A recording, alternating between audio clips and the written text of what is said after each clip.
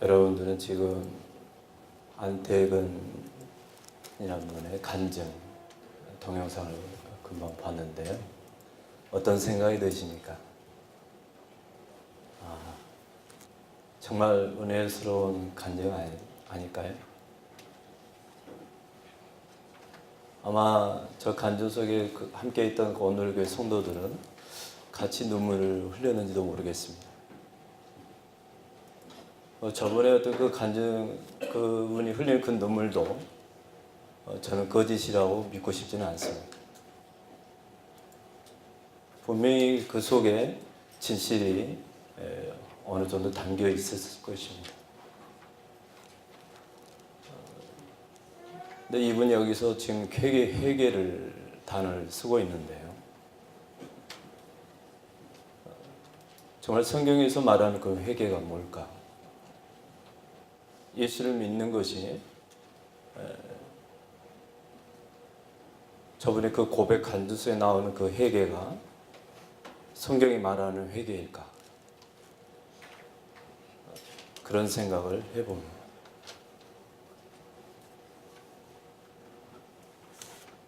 제가 만약에 저분의 입장에서 회개를 했다 한다면 저는 이렇게 했을 것 같습니다. 교만을 당연히 회개해야 되겠죠.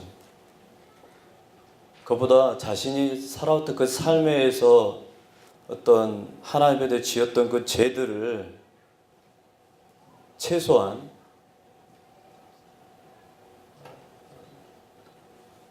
고백할 수 있어야 되지 않았을까? 뿐만 아니라 그 회개를 위해서 먼저 내가 지었던 그 죄와 함께 했던 그 사람들, 피해자들, 그들에게 최소한 이것이 내가 죄로 여겨졌다고 한다면 그들에게 용서를 구하는 그 모습이 먼저 자기의 삶 안에 있어야 되지 않았나. 저는 이 간증이 저는 기독교의 어떤 회개의 값싼 회개의 모습, 값싼 은혜의 모습을 아주 적나라하게 보여준 간증이라고 저는 생각합니다. 작년이 종교개혁 500주년이었습니다. 한국교회가 개혁이라는 어떤 그 단어를 엄청나게 사용하셨는데요. 근데 그 개혁의 중심에 한 단어가 있는데 회개였습니다. 회개에 대한 다양한 어떤 행동들이 한국교회 안에 있었고, 또한 종교개혁 500주년을 맞이해서 한국교회가 달라져야 된다, 변해야 한다고 말하면서 수많은 다양한 프로그램들이, 세미나들이, 논문들이 쏟아져 나왔습니다. 근데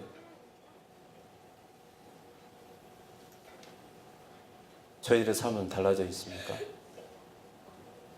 한국교회는 달라져 있을까요?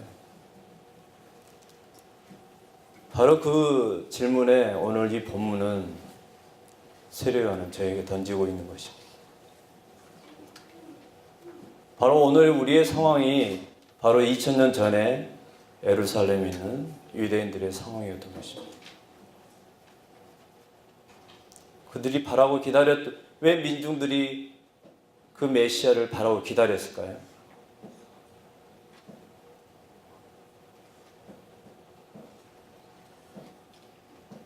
영적으로, 신앙적으로, 종교적으로, 도덕적으로, 윤리적 모든 면에서 그 권력을, 기득권을 가지고 있던 사람들은 하나님 없이 하나님을 이용하는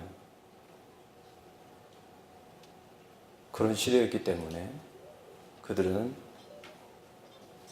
또 다른 획기적인 한 인물을, 그들을 구원할 수 있는 한 인물을 구하고 찾고 기다리고 있었던 것입니다. 바로 그 상황에서 그 순간에 두 사람이 등장하는 겁니다. 세례 요한, 예수 그리스도인 것입니다. 근데 이 두 분이 등장해서 외쳤던 것은 너희도 복 받을 것이다 이런 얘기가 아니라 첫 마디가 회개하라는 것입니다. 회개하지 않으면 너희들 망하게 될 것이고 도끼로 찍어내듯이 너희들 발등 찍어버릴 것이다. 하나님의 심판이 너희 앞에 있는 것이다. 너희들 정말 하나님을 기다리고 대망하고 간절하게 바라고 있다 한다면 너희에게 이루어져야 할 한 가지가 있는데 그것은 회개라는 것입니다. 저도 이 30년 전에 예수를 영접했었는데요.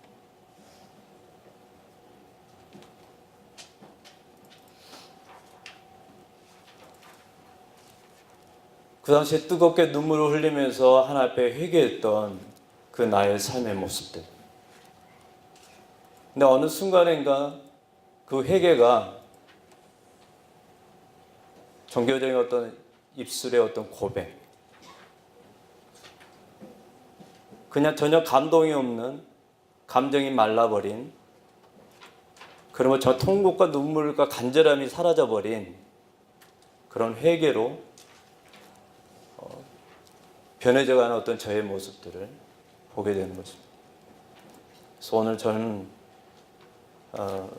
제가 2, 3개월 전부터 제가 올해 이 한 번 제 설교가 있기 때문에 이 주제 가지고 한번 하나님께서 우리에게 뭔가 말씀하시는 메시지가 있지 않을까 라는 생각을 가지고 기도하면서 준비를 하게 됐습니다. 안태구 씨는 자기의 교만을 회개했습니다. 근데 이 동영상을 보고 한 여인은 피를 토하는 심정으로 자기의 삶 전체를 짓밟았다는 그 자괴감과 분노가 자신의 그 삶의 그 자리를 박차고 커밍아웃하게 되는, 여러분도 잘 아실 겁니다. 서지현 검사입니다.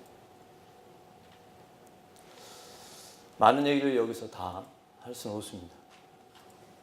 제가 준비한 걸로 한다면 2시간은 해야 됩니다. 근데 저는 이 예배가 끝나는 순간에 저희들이 하나님이 정말 회개의 영을 저희들의 심령 속에, 저희의 삶 속에 정말 부어주기를 정말 간절히 소망해 봅니다. 다른 거 다 잊어도 좋습니다. 내가 죄인입니다. 내가 죽일 놈입니다. 내가 지옥불에 떨어질 놈입니다. 나에게 회개할 수 있는 일 주십시오. 이렇게 고백할 수 있는 저와 여러분이 된다면 저는 제가 오늘 하는 모든 설교는 다 했다고 생각합니다. 계시록 3장 15절에도 보니까 우리 너무 잘 아는 라오디게아 교회가 나옵니다. 내가 내 행위를 아노니 내가 차지도 아니하고 뜨겁지도 아니하도다. 내가 차든지 뜨겁든지 하기를 원하노라. 내가 이같이 미지근하여 뜨겁지도 아니하고 차지도 아니하니 내 입에서 너를 토하여 버리라. 내가 말하기를 나는 부자라 부유하여 부족한 것이 없다 하나 내 공고한 것과 가련한 것과 가난한 것과 눈문 것과 벌거벗은 것을 알지 못하는 거다 라고 말합니다. 그래서 오늘 성경에서 말하는 저는 회개에 대해서 한번 말씀들을 찾아가면서 나눠보자. 회개가 뭘까요? 너무 잘 알죠? 회개가 뭡니까? 뉘우치는 겁니까? 눈물을 흘리면 회개일까요? 국어사전에는 잘못을 뉘우치고 고친다 이렇게 정의되어 있습니다. 저는 성경 전체를 들여다보니까 구약과 신약을 보니까 세 단어를 저는 정의를 내려봤습니다. 돌아오라, 하나님께로 돌아오라, 그리고 회개하라, 죄를 고백하라, 세 번째는 바꿔라. 이게 회개의 본질인 것 같습니다. 성경이 말하는 회개인 것 같습니다. 나 중심의 그 삶의 방향들, 내가 옳다고 하는 내 경험과 지식을 의존해서 살았던 나의 삶의 방식들을 십자가에 못 박는 것입니다. 그리고 하나님 말씀이 나의 생각과 감정과 나의 모든 삶의 그 모든 영역들을 통제하고 지배하도록 내 자신을 들여드리는 것. 바로 그것이 회개인 것 같습니다. 근데 참 말은 쉬운데 제 삶을 돌아봐도 쉽지만은 않는 것 같습니다. 이사야서 6장 5절에서는 이사야가 이렇게 얘기합니다. 그때 내가 말하되 화로다 나여 망하게 되었도다. 나는 입술이 부정한 사람이요 나는 입술이 부정한 백성 중에 거주하면서 만군의 여호와신 왕을 배웠습니다. 라고 말합니다. 에레미야는 또 이렇게 얘기를 합니다. 만물보다 거짓되고 심히 부패한 것이 나의 마음, 인간의 마음이다. 라고 얘기합니다. 사도 바울은 또 이렇게 고백을 해요. 믿보다 모든 사람이 받을 만한 이 말이여 그리스도 예수께서 죄인을 구원하시려고 세상에 임하셨다 하였도다. 죄인 중에 내가 개순이라 라고 고백합니다. 하나님의 임재 앞에 하나님 앞에 선 인간은 바로 이런 고백들을 하는 것 같습니다. 하나님 앞에 구약의 우리 유대인들이 어떤 가졌던 기본적인 이해는 하나님 앞에 인간이 설 수 있습니까? 하나님 얼굴을 볼 수 있을까요? 모세도 하나님 얼굴을 대면하지 못했습니다. 왜요? 하나님 얼굴을 보면 바로 즉사합니다.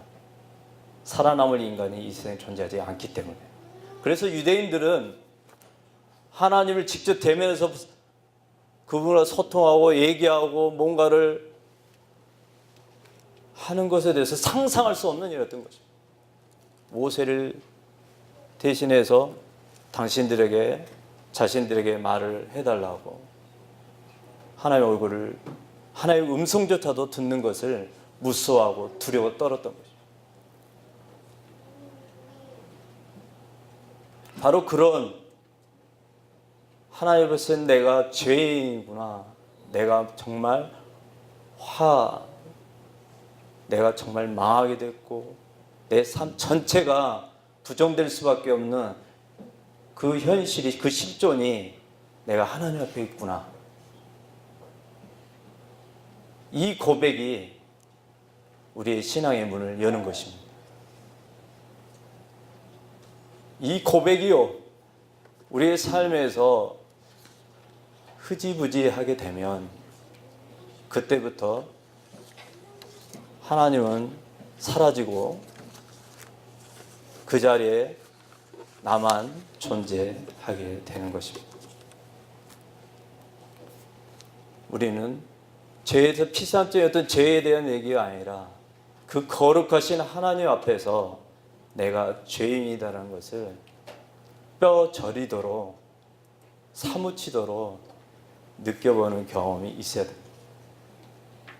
바로 그것이 구약의 선지자들이, 하나님을 만났던 선지자들이 고백이었고, 또한 동일하게 예수님을 만났던 제자들, 그리고 오순절 성령이 임한 이후에 그 3,000명의 사람들이 어찌할꼬?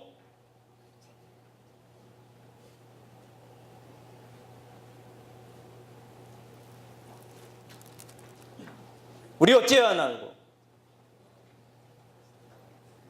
그때 베드로가 회개하고 예수를 믿으라. 그러면 당신들이 구원을 받을 거라. 그래서 3,000명이 그때 예수를 영접하면서 엄청난 일이 일어나게 된 것입니다. 회개하면 그러면 어떤 일이 일어날까요? 저는 여기에 글에 혁명하고 개혁이라는 이 단어를 써봤습니다. 회개는 우리의 내면에, 우리의 삶 속에 혁명을 일으킨다. 근데 그 혁명이 뭔지 아십니까? 사랑의 혁명인 것입니다. 엄청난 뭔가 시스템 제도를 바꾸는 그런 것들이 아니라요. 내 삶의 질서와 어떤 이끌어가는 모든 체제와 시스템들을 자기 중심으로 자기애적인 삶을 살아왔던 나의 모든 삶의 체계들을 하나님 중심으로, 타인이 타자 중심으로, 내가 아닌 다른 사람의 중심으로 나의 시스템을 완전히 뜯어 고치는 것.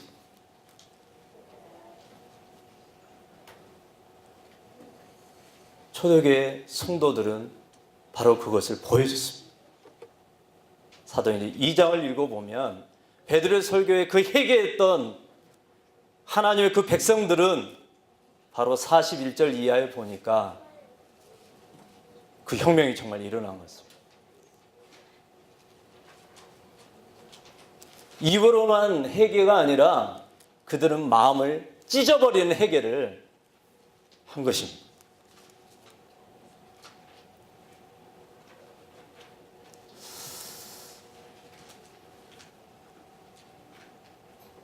옷을 찢는 그 회개가 쉬울까요? 아니면 마음을 찢는 회개가 쉬울까요?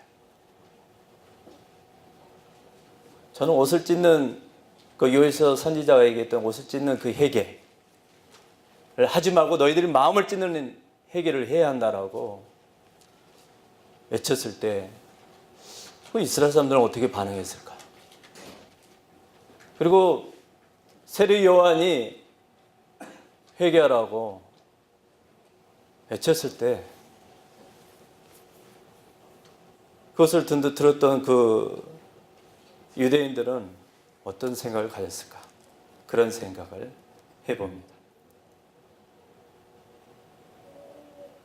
마음을 찢어야 합니다. 입술을 찢는 건 그리스도가 없습니다. 예수가 그 안에 담겨 있지 않습니다. 그러나 우리 신앙생활을 오래 하다 보면 회개의 기술이 아주 탁월해져서 아주 수려하게 화려하게 회개를 하나님 앞에서 우리는 할 수 있습니다. 그러나 마태복음 10장에서 15장에서 얘기하는 것처럼 너희들이 네 입술로 나를 존경하지만 너희의 마음속에서는 내가 멀어져 있다라고 예수님이 선지자의 그 말씀 인용하잖아요. 근데 나는 열심히 회개했는데 나의 내면은 마음은 공허한 것입니다. 전혀 하나님을, 그분의 사랑을, 그분의 임재를 느끼지 못합니다. 그러면 우리에게 뭔가 문제가 있는 것입니다. 내가 정말 하나님 앞에서 내 삶에 있는 그 하나님 앞에서 죄를 여기는 것들, 미워하는 것들을 정말 내가 간절하게 울부짖어 통곡하면서 금식하면서 내가 망하게 됐습니다. 주님, 나 못 살아요. 이대로. 왜 내 삶이 이렇게 바뀌지 않죠? 성령님이 내 안에 계시고 하나님의 말씀이 내 안에 있는데 왜 내 삶은 여전히 똑같습니다? 왜 나는 예수를 믿지 않는 사람이나 도대체 나와 다른 점이 무엇입니까?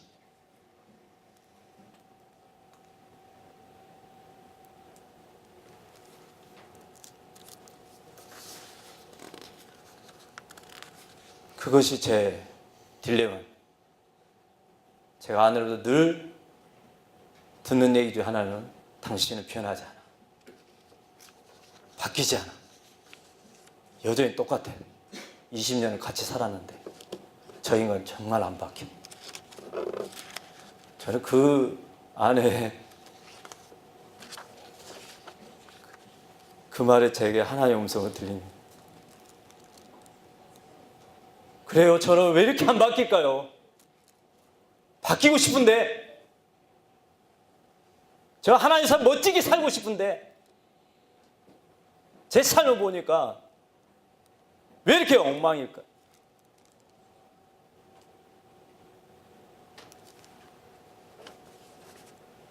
그런 생각을 많이 하게 됩니다. 정말 회개의 영이 우리에게 부어졌으면 좋겠습니다. 정말 참된 회개를 하게 되면 전 두 가지를 오늘 이 본문 속에도 나타나는데요. 첫 번째는 제사함의 음성을 받습니다. 3절에 나와 있습니다. 3절을 여러분들이 읽어보십시오. 누가복음 24장에서도 예수님이 제사함의 회개의 세례를 온 세상에 전파하라고 예수님 말씀하시거든요. 이 제사함이 간단한 게 아닙니다. 죄를 용서해 주는 거예요. 엄청난 겁니다. 하나님이 예수님을 통해서 우리에게 하신 것입니다.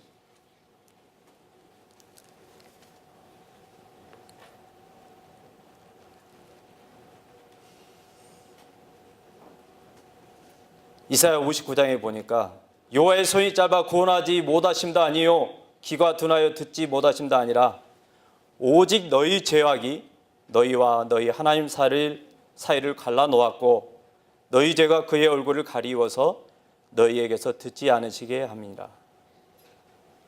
죄는 하나님과 인간 사이에 넘어설 수 없는 영원한 넘사벽, 제가 이렇게 표현을 한번 해봤습니다.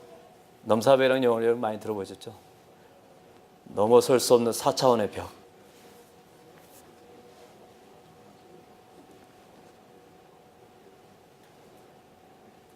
우리가 세상 생활은 그런 단순한 그 죄를 얘기하는 게 아닙니다. 하나님이 말하는 죄. 그 죄 앞에 어떤 인간도 어떤 생물도 존재할 수 없습니다. 살아남을 수 없습니다. 그분의 얼굴을 대면할 수 없고 그분의 음성을 들을 수도 없고 그분을 구원받을 수도 없습니다. 이 죄사함의 은총이 참된 회개하는 사람에게 나타납니다. 하나님께 나를 용서하셨구나. 예수님을 통해서 나를 용서하셨구나. 만물보다 거짓된 부패된 이 인간, 이 김성윤이를 하나님이 용서하셨구나. 예수님을 통해서, 십자가를 통해서 오늘 저희들 하는 이 성찬, 이 십자가의 그 보혈을 통해서 그분이 나를 용서한,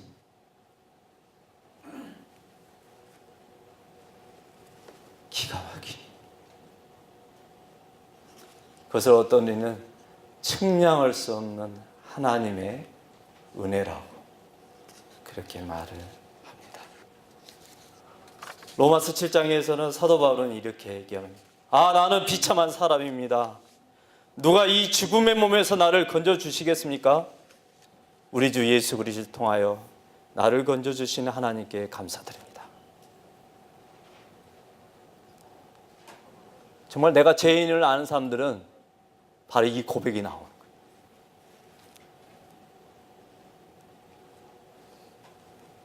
두 번째로 참된 회개가 성령을 통해서 우리 안에 부어지면 하나님의 나라를, 천국을 나의 삶 속에서, 내 생활 속에서 경험하게 됩니다. 천국이 저 멀리 있는 것이 아니라 하나님의 나라가 저 멀리 북한 땅에만 있는 것이 아니라 중국에 있는 지하교회 성도들에게만 있는 것이 아니라 바로 내 안에 이루어지는 것입니다.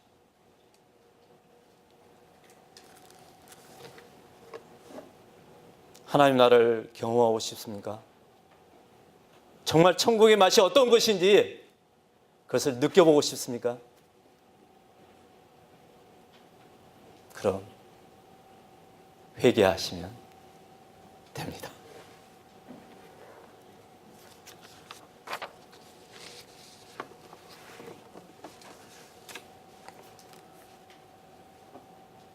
사도행전 2장 36절 38절에 보니까 이렇게 되어 있습니다. 그런데 이스라엘 온 집은 확실히 알지니 너희가 십자가에 못 박은 이 예수를 하나님이 주와 그리스도가 되게 하셨다. 그들이 이 말을 듣고 마음에 찔려 베드로와 다른 사도들에게 물어 이르되 형제들아 우리가 어찌할꼬 하거늘 베드로가 이르되 너희가 회개하여 각각 예수 그리스도의 이름 세례를 받고 제사함을 받으라. 그리하면 성령을 선물 받으리라. 우리가 말씀을 대할 때 정말 이 초대교회 성도들이 그 말씀 앞에서 꼬꾸라지고 거기서 내가 어찌할꼬 어떻게 해야 될까 어떻게 해야 되나 이 고백을 했던 것처럼 저희들도 그런 고백이 터져 나오기를 주님으로 축복합니다.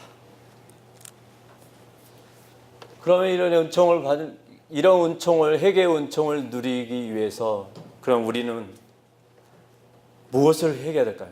저는 거기에 세 가지만 다루려고 합니다. 7, 8절을 제가 읽도록 하겠습니다. 요한이 세례받으러 나오는 무리에게 이르되 독사의 자식들아 누가 너희에게 일러 장차 올 진노를 피하라더냐. 그러므로 회개에 합당한 열매를 맺고 속으로 아브라함이 우리 조상이나 말하지 말라. 내가 너희에게 이르노니 하나님이 능히 이 돌들로도 아브라함의 자손이 되게 하시리라. 회개는 구원으로 초대하는 문이기도 하지만 회개는 우리를 심판으로 초대하는 문이기도 하다는 것을 우리는 알아야 됩니다. 지금 세례 요한이 오늘 이 말씀 속에서 예치고 있는 것입니다.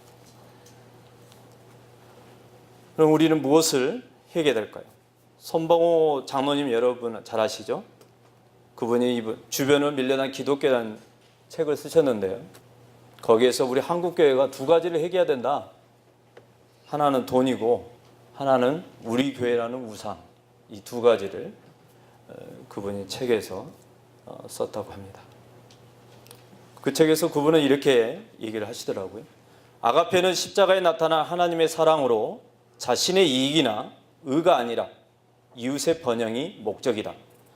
에로스 질서는 현실이지만 아가페 질서는 이상이며 당이다. 아가페는 얼핏 보면 매우 비현실적인 것 같지만 궁극적으로는 가장 현실적이다. 이렇게 표현을 했습니다. 제가 앞서 얘기했던 것처럼 정말 이 회개의 세례가 부어지면 우리의 마음속에 내부적인 혁명이 일어나는데 그 사랑의 혁명, 아가페의 혁명이 일어나는 것이죠. 바로 그 얘기를 하고 있는 것입니다. 그럼 첫 번째로 저희들은 무엇을 회개해야 될까요? 저는 8절을 제가 읽도록 하겠습니다. 그러므로 회개에 합당한 열매를 맺고 속으로 아브라함이 우리 조상에 말하지 말라. 내가 너에게 이르노니 하나님이 능히 이 돌들로도 아브라함의 자손이 되게 하시리라. 저는 이 말씀 속에서 나를 위해 만드신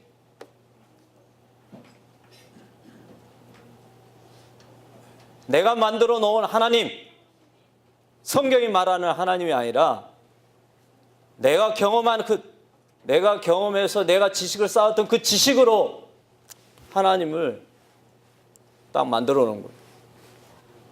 그 하나님을 하나님이라고 얘기하는 거예요. 저는 그것을 출애굽기에서 보게 됐습니다. 출애굽기 33장에 보면 32장에 이렇게 나와 있습니다. 백성이 모세가 산에서 내려오며 더딤을 보고 모여 백성이 아론에게 이르되 이르러 말하되 일어나라 우리를 위하여 우리를 인도할 신을 만들라. 이 모세 곧 우리를 애굽 땅에서 인도하여 낸 사람은 어찌 되는지 알지 못합니다. 하나님은 하나님으로 존재하는데요. 그분은 스스로 계시는데 인간이 하나님을 만들어냅니다. 그것을 성경은 우상 숭배라고 얘기하는 것이죠. 다른 말로 얘기하면 저는 이 얘기 속에 저는 두 가지가 함축되어 있다고 생각합니다. 첫 번째는 교만입니다. 내가 하나님인 것입니다. 하나님을 믿는다 하면서 그 하나님을 나를 위해 하나님, 나의 도구로, 나의 피로, 나의 욕망을 채우는 수단으로서 하나님, 나의 번영과 행복과 위로를 위해서 존재하는 그 하나님으로 만들어내는 것입니다.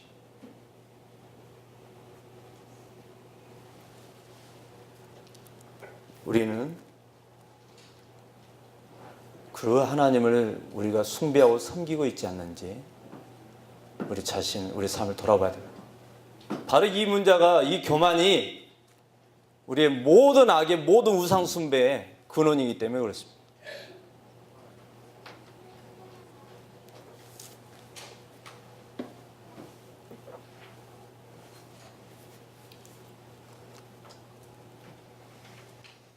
교만 안 하는 것 같죠? 저도 김성준이 상당히 교만한 거. 저는 둘째가 서러울 정도로 아마 교만한 사람일 것입니다. 제 아내가 누구보다 저를 잘 압니다. 저를 많이 아는 사람들이 저 인간 진짜 교만하구나. 저는 투쟁하면서 살아왔으니까. 제 자신과도 투쟁했지만 잘못된 것들에 대해서는 저는 끝까지 투쟁하면서 끝을 봐야 되기 때문에 그 삶이 맞는지 틀린지는 모르겠지만 최소한 제가 만들어내는 그 하나님은 그 하나님을 믿고 그렇게 살아온 것 같습니다.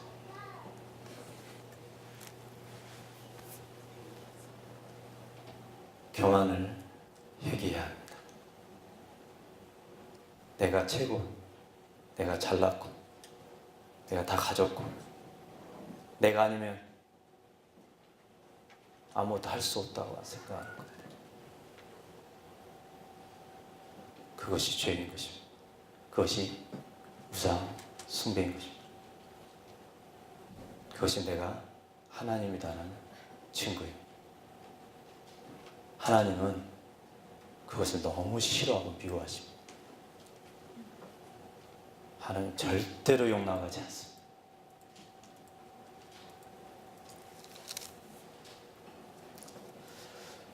두 번째는 용서의 문제입니다. 오늘 간증 영상에서 보았던 것처럼 용서를 구해야 할 때도 있고 용서를 해야 할 때도 있습니다. 보통 피해자가 용서를, 가해자를 해주는 케이스는 정말 흔하지 않습니다. 그러나 가해자가 또한 피해자에게 용서를 구하는 것도 쉽지 않습니다. 근데 기독교가 아까 동영상에 나왔던 것처럼 하나님부터 내가 용서를 받았으면 그럼 어떻게 해야 될까요? 내가 용서 못할 사람이 있을까요? 정말 이 죄가 하나님과 넘어설 수도 그 넘사벽 그 죄의 문제가 하나님께서 예수를 통해서 해결해 주셨다는, 용서해 주셨다는 것을 경험한 사람, 이 세상에 용서 못할 사람이 있을까요? 마태복음 18장에서는 예수님께서 100데나리온 빚진 자와 용서의 문제를 얘기하시면서 1만 달란트 빚진 자 얘기를 하시거든요. 1만 달란트 빚은 갚을 수 없어요. 수만 명이 벌어도 갚을 수 없는 어마어마한 돈입니다. 근데 그 용서를 예수님을 통해서 하셨다고 그랬거든요. 근데 100단이면 100일 일하면 갚을 수 있는 그 돈 가지고 용서를 못한다고 나는 저 인간은 절대로 용서를 못해. 죽는 한이 있어도.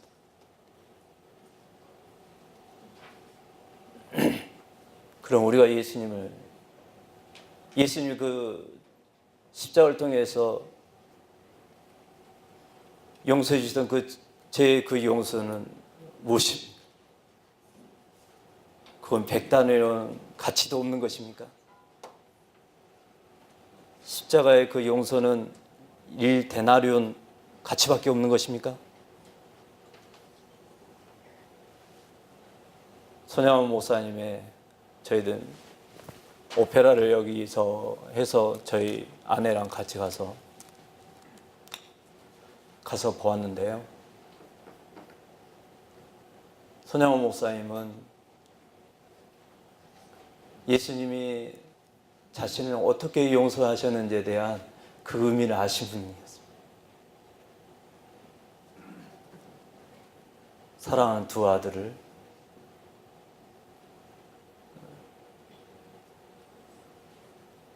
아들들의 그 미래가 아주 유망하고 유학을 가고 그래서 하나님의 영광을 위해서 정말 귀하게 쓰임받을 수 있는 아들들이었습니다. 근데 예수님 믿는다는 이유로 그 이웃은 반란 사건에 의해서 자위분자들에 의해서 총살을 당하잖아요. 근데 손양원 목사님은 내가 저 인간들, 저놈은 내가 반드시 잡아서 내가 줄을 틀고 완전히 사지를 찢어서 내가 죽여버리겠다. 그런 복수심에 불탔을까요, 그분은? 근데 그분은 그렇게 하지 않았습니다. 그 사형을 선고받았던 안재선을 구제하기 위해서 구명활동을 하고 결국은 자기의 양아들로 양자로 삼게 돼요. 용서하게 돼요.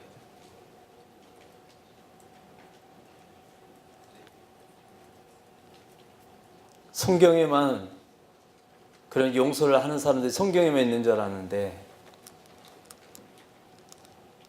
우리 한국교회 안에도 그런 하나님의 사람들이 있는 것입니다. 우리가 용서를 할 수 있는 사람들이 됐으면 좋겠습니다. 기독교인들이 정말 용서를 잘 하는 사람들이 됐으면 좋겠습니다. 나에게 피해를 주는 그 가해자들을 향해서까지도. 뿐만 아니라 내가 잘못을 누군가에게 피해를 어떤 사람에게 주었다고 한다면 언제든지 용서를 구할 수 있고 거기에 대한 대가를 책임을 질 수 있는 그런 사람들이 되었으면 좋겠습니다. 근데 저 동영상의 저분은 그렇게 하지 않았어요. 저는 그게 너무 마음이 아픈 겁니다. 그래서 기독교가 값싼 기독교, 주변을 밀려난 기독교가 되고 세상으로부터 비난과 조롱을 받는 기독교가 되어버린 것이 아닐까. 그런 생각을 해보는 것입니다. 세 번째는 저는 만몬입니다. 돈의 신. 10절, 14절에서 지금 저희들이 아침 읽었는데요. 두 벌 있는 자, 옷 얻은 자에게 나눠줘라. 먹을 것이 있는 자도 그렇게 하라. 세리들도 부가 된 것 외에는 거두지 말라. 군인들에게도 얘기하고 있습니다. 돈의 신을 대한 하나의 아주 거기에 대한 돈의 신이라는 주제를 가지고 노래를 저희들 지으신 분이 있는데요. 혹시 들어보셨습니까? 이승환이라는 가수? 아주 동안인데요. 저보다도 나이가 많습니다. 보면 아직도 30대 정도밖에 안 보이는데 그분이 한 분을 생각하면서 노래를 만든 곡이 돈의 신입니다. 그분이 누군지 아십니까?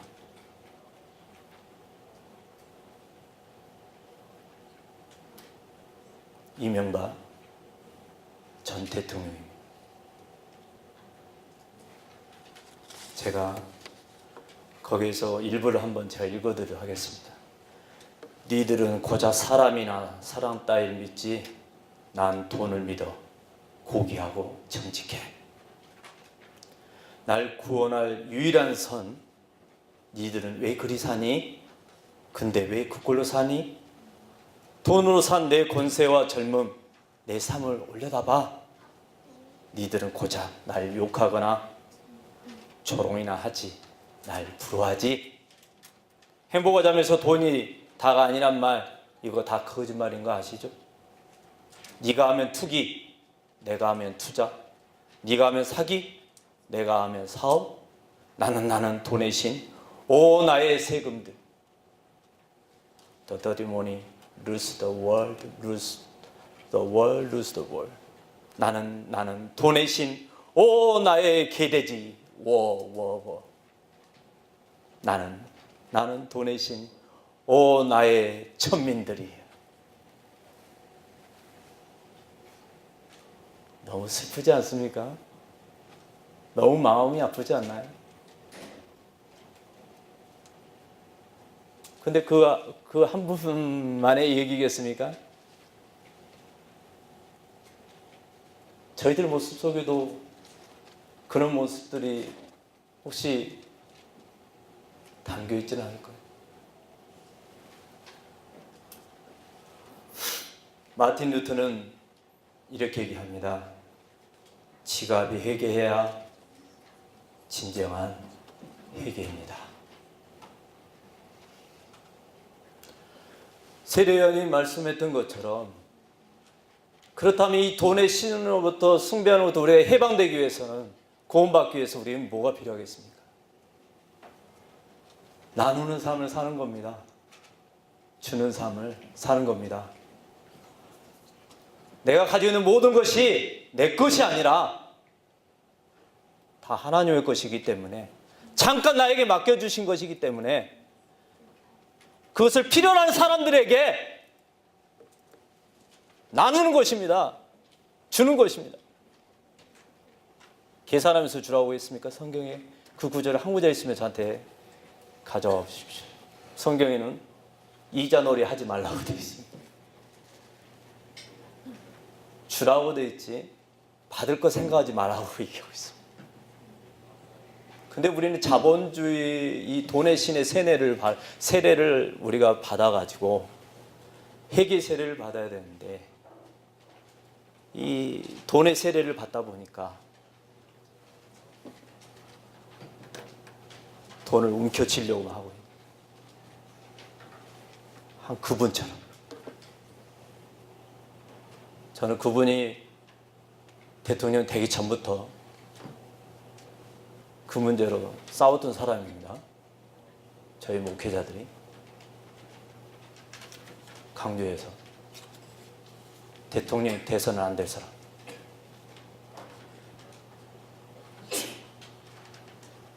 그때 성명을 내고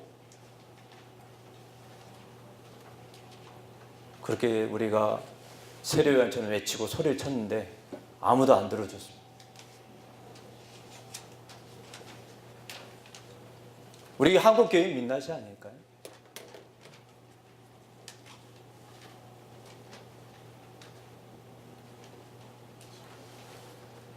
최소한 저는 이 세 가지 부분에서 우리 자신을, 우리의 삶을, 지나온 지금까지의 그 삶을 돌아보고 성찰했으면 좋겠습니다.